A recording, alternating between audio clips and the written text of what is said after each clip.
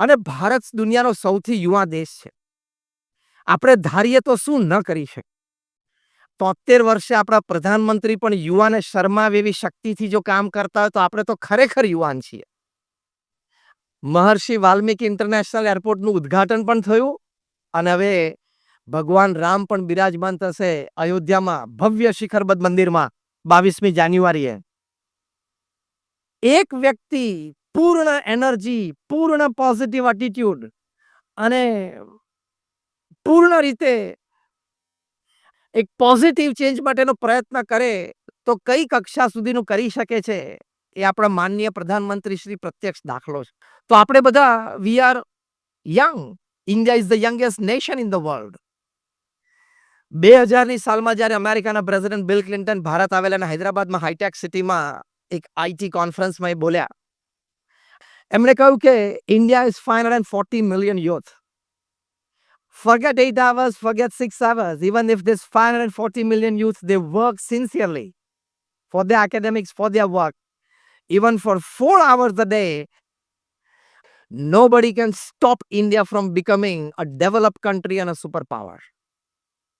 ભારત દેશ વિકસિત બને, ભારત દેશ મહાસત્તા બને, એની માટેની જવાબદારી આ યુવાઓની છે.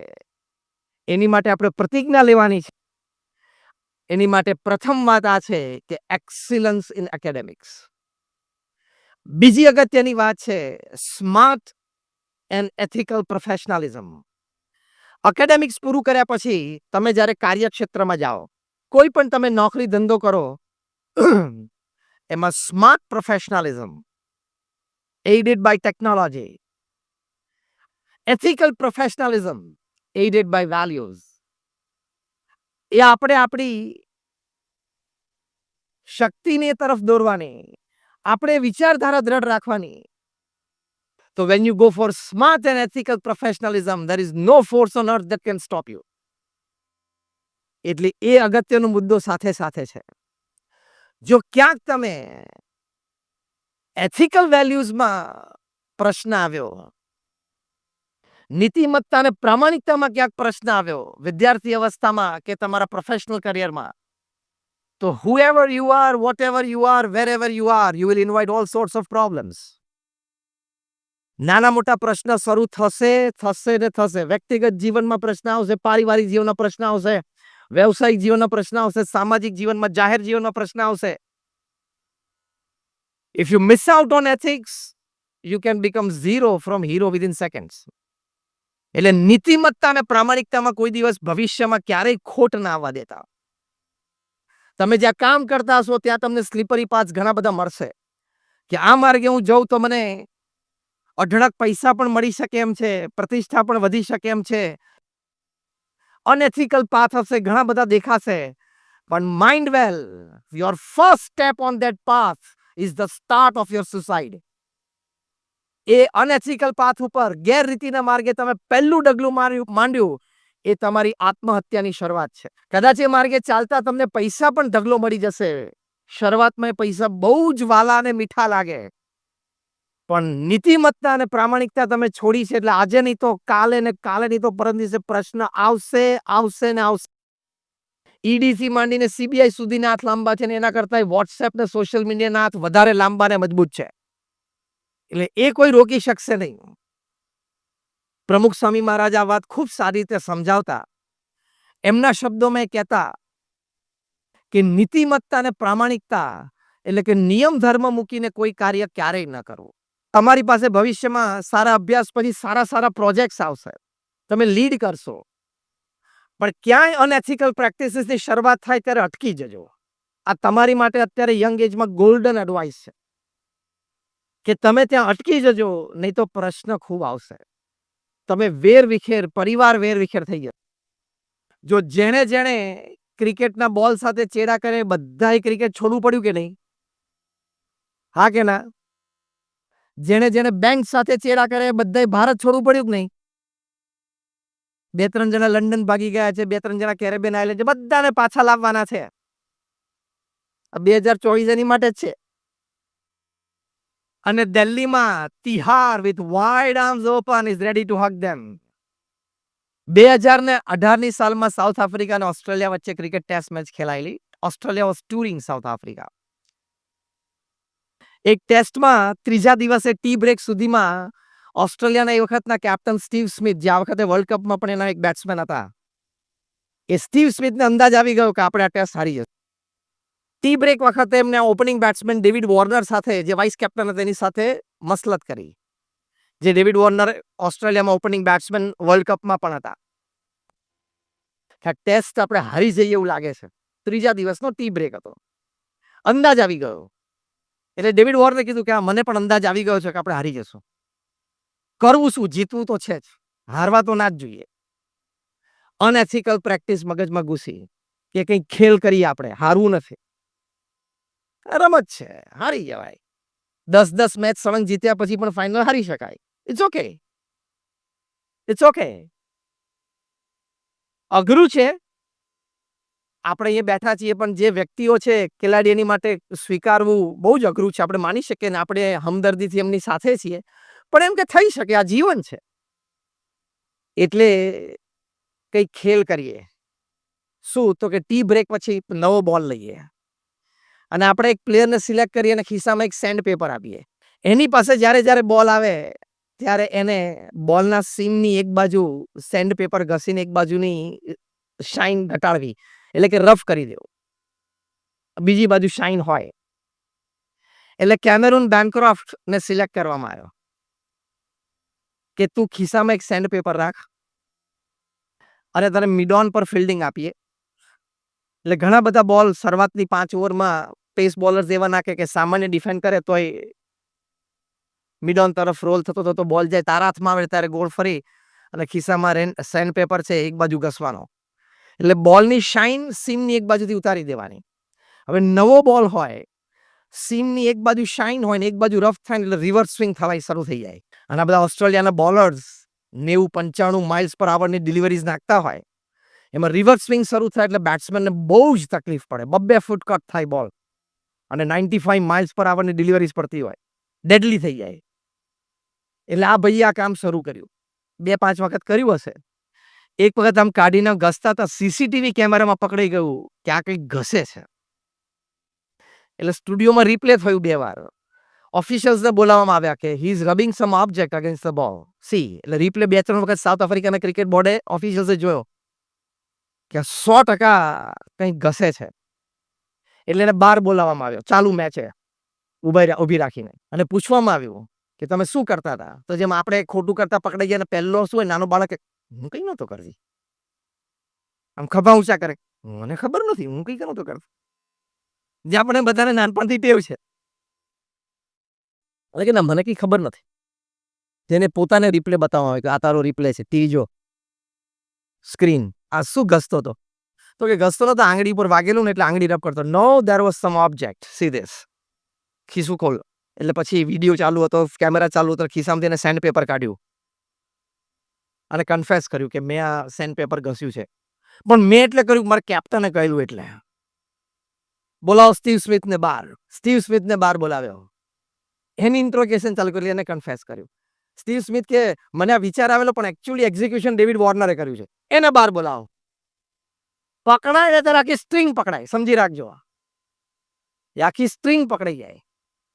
ત્રણેયનું ઇન્ટ્રોગેશન કર્યું, ત્રણેય કન્ફેસ કર્યું. એટલે સાઉથ આફ્રિકન ક્રિકેટ બોર્ડે ઓસ્ટ્રેલિયન ક્રિકેટ બોર્ડને ફોન કર્યો કે તાત્કાલિક ઓફિશિયલ્સ અહીંયા આવો, તમારા ખેલાડીઓએ મોટું કૌભાંડ કર્યું છે. ઓસ્ટ્રેલિયાના પ્રાઇમ મિનિસ્ટરને જાણ થઈ એસીબી દ્વારા, એટલે ઓસ્ટ્રેલિયન ક્રિકેટ બોર્ડ દ્વારા. એટલે પ્રાઇમ મિનિસ્ટરે કીધું કે ઇન્વેસ્ટિગેશનમાં કોઈ મણા રાખતા નહીં, જે દોષિત હોય એને સજા થવી જ જોઈએ, કારણ કે આ દેશની આબરૂનો સવાલ છે. એટલે ત્યાં તાત્કાલિક ચાર્ટર ફ્લાઇટથી એસીબીના ઓફિશિયલ્સ આવે, એ લોકો સાથે ઇન્ક્વાયરી કરી, વાતચીત કરી, સાથે બેઠા, બધું કબૂલ્યું. તાત્કાલિક ચાલુ ટેસ્ટે ત્રણેય જણાને આદેશ થયો બોર્ડનો કે લીવ સાઉથ આફ્રિકા. 1 વર્ષનો બેન સ્ટીવ સ્મિથને આવ્યો, 1 વર્ષનો બેન ડેવિડ વોર્નરને આવ્યો. અને પેલો કેમેરુન બેનક્રોફ્ટ કે મેં તો આ લોકોએ કહ્યું એટલે કર્યું, બાકી મારો કોઈ વાંક નહીં. ચાલ, તોય 9 મહિનાનો બેન, એને 9 મંથનો બેન આવ્યો. ત્રણેયને બેન લાગી ગયા, ત્રણેયને સાઉથ આફ્રિકા. પછી તો જે 1 વર્ષ સ્ટ્રેસમાં નીકળે, ટેન્શનમાં નીકળે, પ્રતિષ્ઠા નીલામ થઈ ગઈ. એટલે મોઢું ક્યાંય ના દેખાડી શકે, છતાં 3-4 મહિના પછી ભેગું કરીને નાની ટુર્નામેન્ટ રમવાનું થયું. પેલું સિડની ક્લબ ક્રિકેટ ને ટોરન્ટોમાં પબ્લિક લીગ ના તે બધું ચાલુ થયું. 6 મહિના પછી પબ્લિક એપેરન્સમાં સ્ટીવ સ્મિથ આવ્યા અને એમને પૂછવામાં આવ્યું, હવે સાંભળજો બરોબર, this is the message for you for the year 2024. How you are going to celebrate it when it comes to smart and ethical professionalism. Steve સ્મિથને પૂછવામાં આવ્યું કે તમે આ કેમ કર્યું?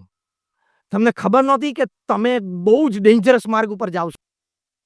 તમને ખબર નથી કે તમે તમારા દેશની આબરૂ અને ઇજ્જત નીલામ કરવા બેઠા છો? તમારાથી આ થયું જ કે? સ્ટીવ સ્મિથે કહ્યું કે ઓસ્ટ્રેલિયન ક્રિકેટમાં એક કલ્ચર ડેવલપ થયું છે કે વિન એટ ઓલ કોસ્ટ, ગમે તે ભોગે જીતવાનું જ. અને અમને સ્પષ્ટ કહેવામાં આવ્યું છે કે you are not paid to play, you are paid to win. તમને રમવા માટેનો પગાર અમે નથી આપતા બોર્ડ, તમને જીતવા માટેનો પગાર આપીએ છીએ. કલ્ચર જે ડેવલપ થયું છે ને એટલે છૂટકો નથી. આવું કલ્ચર આપણે ક્યાંય ડેવલપ ન થવા દેવું. ડેવલપ થયેલું હોય તેમાંથી નીકળી જજો. જ્યાં પણ ભવિષ્યમાં તમે કંપનીમાં કામ કરો તો, તમારી પોતાની કંપની તમે એસ્ટાબ્લિશ કરો તો આ કલ્ચર ડેવલપ ન થવા દે. ગમે તે ભોગે આપણું ટેન્ડર પાસ થવું જોઈએ. એ જે ગમે તે ભોગે છે ને એ તમને ક્યાં સુધી લઈ જશે ને ખબર નહીં પડે. એટલે smart and ethical professionalism is very much necessary. આ તો આપણે એથિક્સની વાત કરી. અને પોઝિટિવ દ્રષ્ટિએ તમે વાત કરો તો જે વ્યક્તિઓ એથિકલી જીવનમાં કામ કર્યું છે, પ્રમુખ સ્વામી મહારાજે આ બીએપીએસ સંસ્થા વિશ્વવ્યાપી બનાવી. એ 1971માં જ્યારે ગુરુપદે આવ્યા ત્યારે બીએપીએસ સંસ્થા બહુ નાની સામાન્ય હતી. ત્યાંથી આજે યુનાઇટેડ નેશન્સમાં એક પરમેનન્ટ સીટ સુધીના દરજ્જા સુધી પ્રમુખ સ્વામી મહારાજને મૂકી દીધી. Pramukh Swami Maharaj was a one man show, one man organisation. એક વ્યક્તિ સંસ્થા હતા. એમના જીવનકાળ દરમિયાન એમના ગુરુપદે 45 વર્ષમાં એમણે 1300 થી પણ વધારે સંસ્થાઓ સમાજ સેવામાં મૂકી દીધી. Hospitals, hostels, schools, colleges, community centre, સંસ્કાર કેન્દ્ર, હરિમંદિર, મંદિર, અક્ષરધામ. 45 વર્ષમાં 1300 સમાજ સેવા સંસ્થા સમાજની વચ્ચે કાર્યરત મૂકી દીધી. એટલે દર 15મા દિવસે પ્રમુખ સ્વામી મહારાજ એક સંસ્થાની ભેટ સમાજને આપે. એટલે કે દર 15મા દિવસે કાં તો એક હોસ્પિટલ, કાં તો હોસ્ટેલ્સ, કાં તો કોલેજ, કાં તો કમ્યુનિટી સેન્ટર, સંસ્કાર કેન્દ્ર, હરિમંદિર, મંદિર, અક્ષરધામ તૈયાર થઈ. That means at any given time there are 30-40 projects in the pipeline. તો થઈ શકે. એક જમીન સંપાદન થવી, એ જમીન સંપાદન થાય લીગલી ક્લિયર થવી. ત્યાં શું કરવાનું છે બીએપીએસ ટ્રસ્ટી બોર્ડમાં નક્કી થાય. હોસ્પિટલ, હોસ્ટેલ, સ્કૂલ, કોલેજ, મંદિર. પછી BAPS is an NPO, non profit organisation. એટલે ફંડ ચેરિટી રૂપે સમાજમાંથી ઊભા થાય. આર્કિટેક્ટ પ્લાન ડિઝાઇન કરે, પ્લાન્સ ગવર્મેન્ટ બોડીઝમાંથી પાસ થાય. પછી ટેન્ડર્સ ડિશ આઉટ થાય, કોન્ટ્રાક્ટર નક્કી થાય.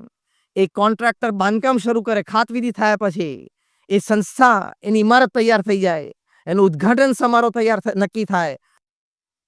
એ સંસ્થા ચલાવવા માટે 2, 5, 7, 10 સમર્પિત સ્વયંસેવકો જોઈએ, એ મળી જવા. બીજો પેઇડ સ્ટાફ એ નક્કી થઈ જાય. ઉદ્ઘાટન સમારોહ થાય ને એ સંસ્થાને સમાજની સેવા મૂકી દેવાની.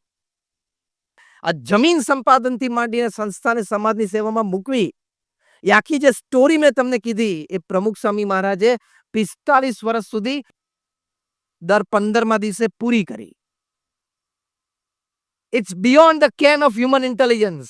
માણસની બુદ્ધિમાં ન બેસે એ કાર્ય એમણે કર્યું, પણ એથિકલી કર્યું. નીતિમત્તા અને પ્રામાણિકતાને ક્યારેય લેશ માત્ર નેવે ન મૂક્યા. નેવે મૂક્યા તો બહુ મોટા શબ્દો, તેની સાથે કોઈ દિવસ બાંધછોડ ના કરી. પ્રમુખ સ્વામી મહારાજને પૂછવામાં આવ્યું કે કયો વિચાર તમારા મનમાં હંમેશા રહે છે? એમણે કહ્યું કે જે વિચાર મને ક્યારેય નથી આવ્યો એ હું તમને કહું પહેલા. That was more interesting. આપણને કોઈ પૂછે કયો વિચાર તમને ક્યારેય નથી આવ્યો, પકડાવો જોઈએ ને કે આ વિચાર મને ક્યારેય નથી આવ્યો. આપણે બધા જ આવી ગયા હોય.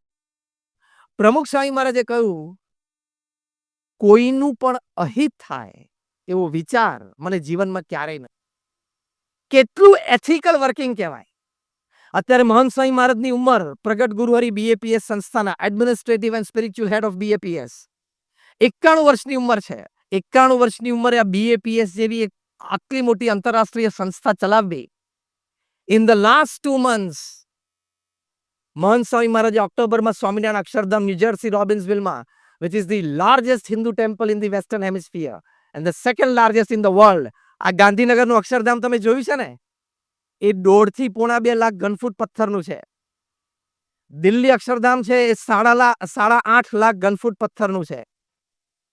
અને અમેરિકા અક્ષરધામ 19.5 લાખ ઘનફૂટ પથ્થરનું છે. જાયન્ટ સ્ટ્રક્ચર, એની સામે તમે ઊભા રહો એટલે યુ ફીલ કે યુ આર અ મિનિસ્ક્યુલ. તમે એની સામે ઊભા રહો એટલે તમારો અહમ ઓગળી જાય. એનું એમને લોકાર્પણ કર્યું. ભારતમાં આવ્યા, ગોંડલમાં દિવાળી ઉત્સવ ઉજવ્યો. આખા સૌરાષ્ટ્રના તમામ હરિભક્તો, ગુણભાવીઓને બધાને લાભ આપ્યો.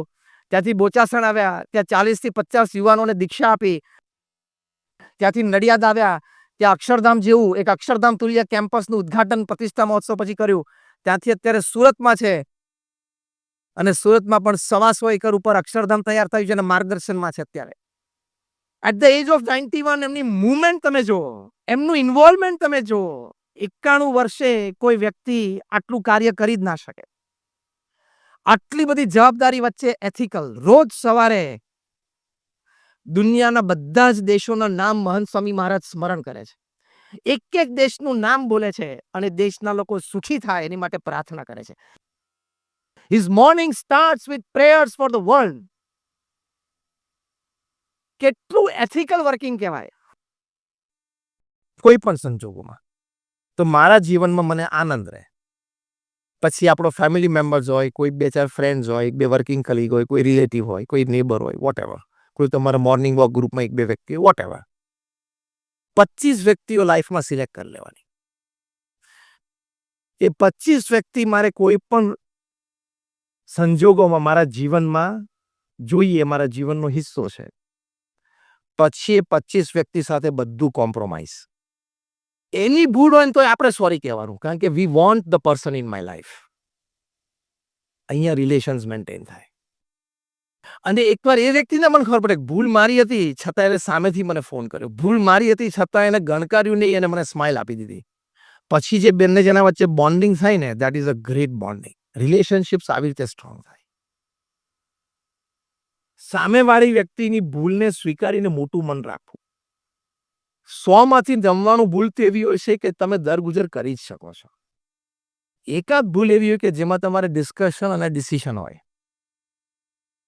બાકી 99 ભૂલ તો ચલાવી લેવા એવી હોય છે, કારણ કે એ તો હ્યુમન ફેક્ટર છે. આપણે થોડે ભૂલ નથી કરવાના. એટલે ડોન્ટ ડિસ્કસ પીપલ્સ ફોલ્ટ્સ. બાકી બધામાં ફોલ્ટ છે. આપણે શું કહેશું, હું આમ ચીંધું કે આ આંગળી આમ, તો આપણે 3 કઈ બાજુ છે? આપણી બાજુ છે. તો આપણામાંય ફોલ્ટ છે. એટલે ફેમિલી મેમ્બર્સ એ 25 વ્યક્તિઓના ફોલ્ટ જ નહીં જવાના. એ 25 વ્યક્તિઓ આપણી માટે દેહ સ્વરૂપ જ છે એમ સમજવાની. તો તમને જીવનમાં આનંદ આવશે. તો સેકન્ડ મુદ્દો આ છે, થિંક ડિફરન્ટમાં. આ બહુ જુદી જુદા વિચારો રજૂ કરું છું. It is a different level of thinking and behaviour. કે સંબંધો સુધરી શકે છે. એની માટે એક ફોર્મ્યુલા મેં બનાવી છે. It is called the TAAC formula. TAAC. T is tolerance. A is acceptance. Another A is accommodation or apologies. And C is compromise. આ ફોર્મ્યુલા પર બધાય ચાલવું જ પડે. Tolerance, acceptance, એપોલોજીસ and compromise. હું ખોટું સહન કરું જ નહીં. સાચું હોય ને, મારી ભૂલ હોય ને તો તું મને જ્યારે લાફો મારી દેજે. બાકી મારી ભૂલ નહીં હોય ને તો હું આટલું ખોટું સહન નહીં કરું. આપણો એટીટ્યુડ છે ને, ખોટું એટીટ્યુડ છે.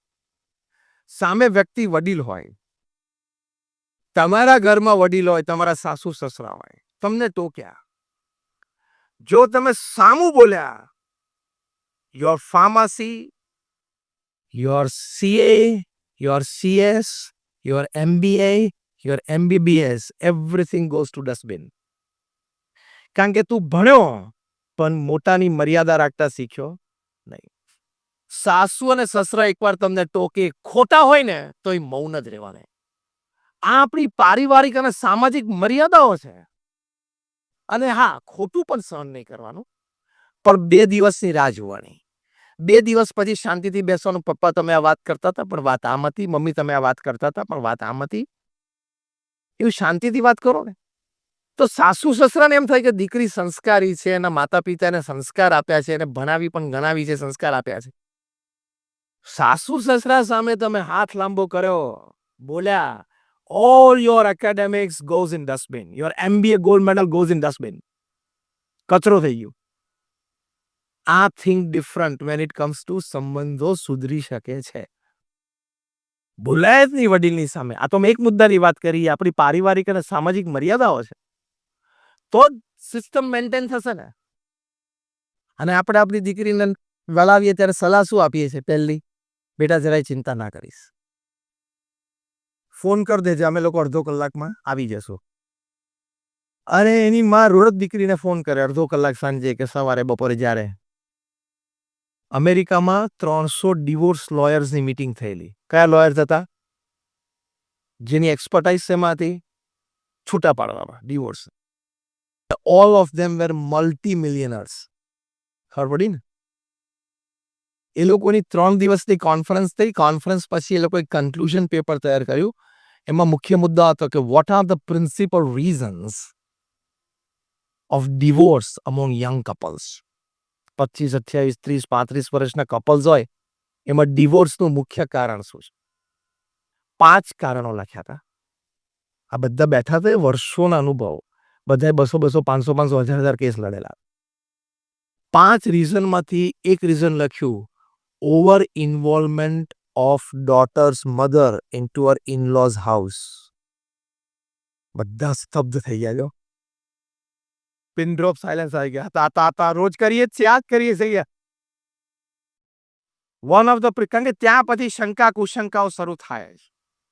અને તમે આમે રોજ અડધો કલાક કોઈ એક વ્યક્તિ સાથે વાત કરવાનો પ્રયત્ન કરો. અઠવાડિયા આજ સાંજથી શરૂ કરો, કોઈ એક વ્યક્તિ સાથે, કોઈ તમે ચૂઝ કરો, એની સાથે રોજના અડધો કલાક વાતો કરી. તો કરો શું? એમ કહું છું. 15 મિનિટ પછી મેટર જ નથી કઈ. રોજ અડધો કલાક વાત કરો. તમારી દીકરીને સાસરે મોકલ્યા પછી શું?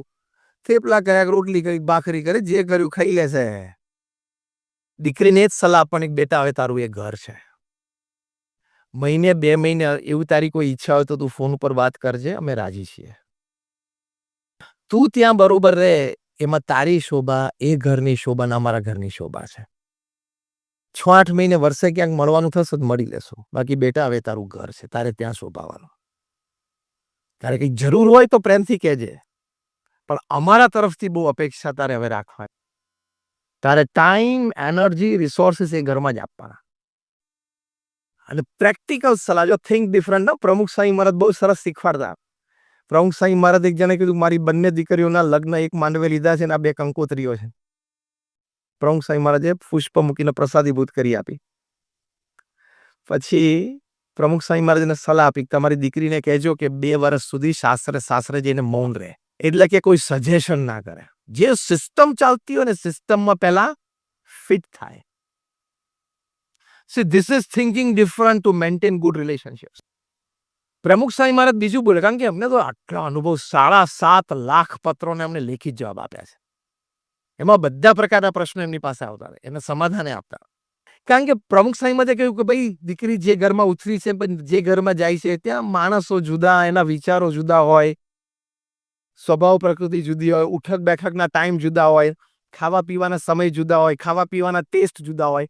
એ સિસ્ટમમાં સેટ તો થવું પડે કે નહીં? બાર જેમ ઇન્ટર્નશીપ ને પ્રોબેશન પીરિયડ છે એવું અહીંયા રાખવું તો પડે ને, ભલે ઓફિશિયલી નથી.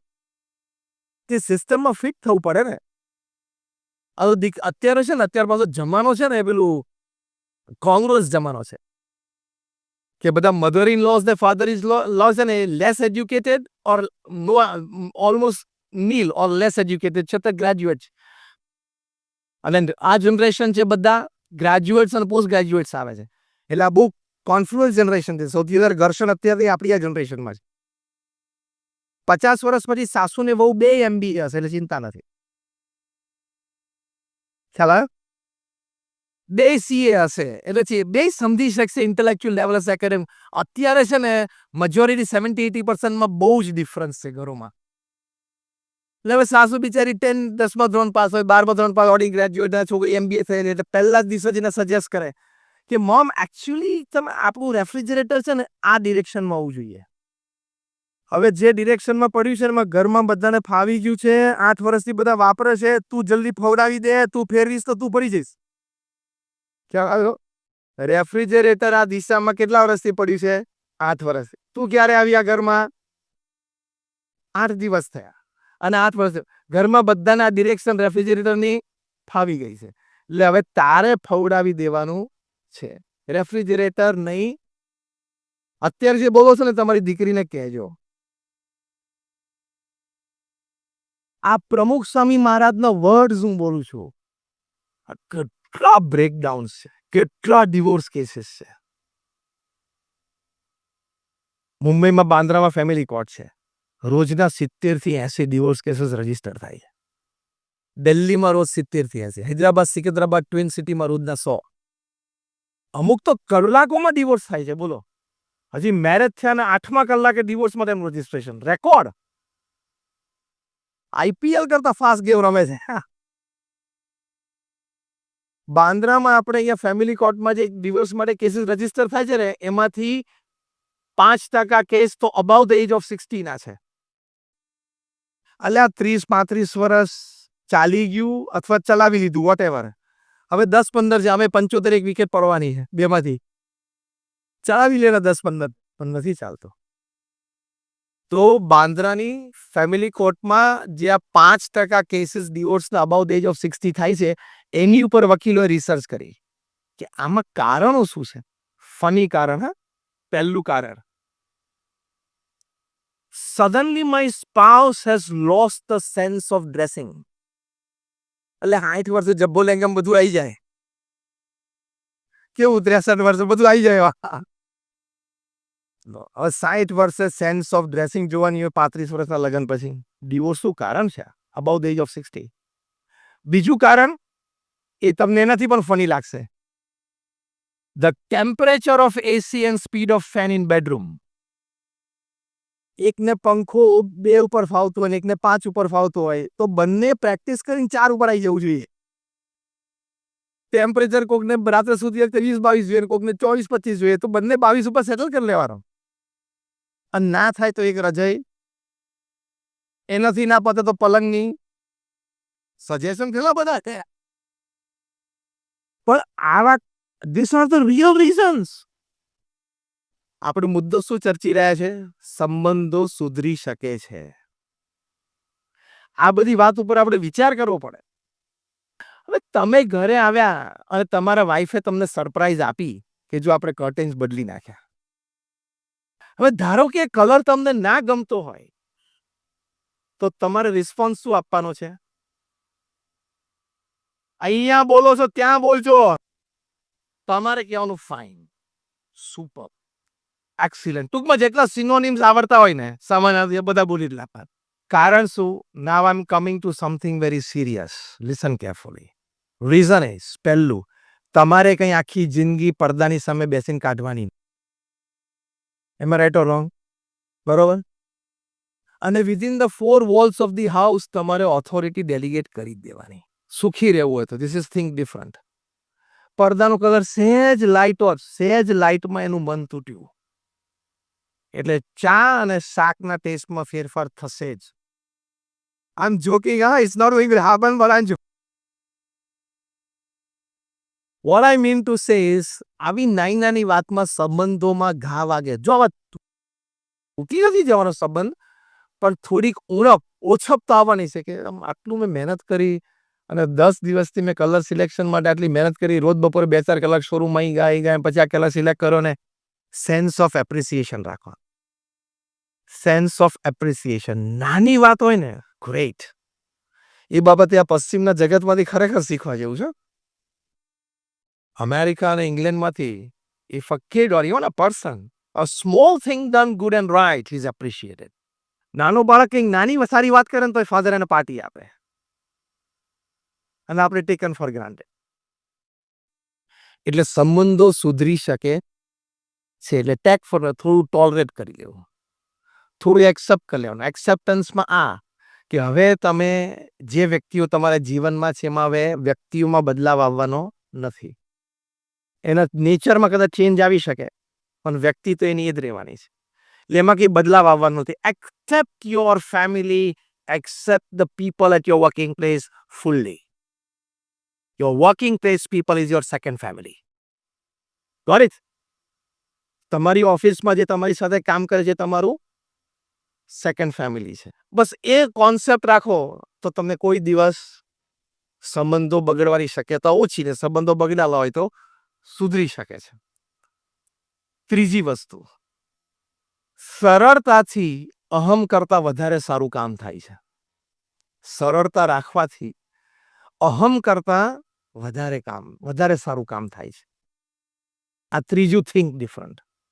લોકોને શું હોય છે, if I show my attitude I can work. મેં 500 થી પણ વધારે જીવન ચરિત્રો વાંચ્યા છે, from Nelson Mandela to Abraham Lincoln to George Washington to Pramukh Swami to Sachin Tendulkar, everybody.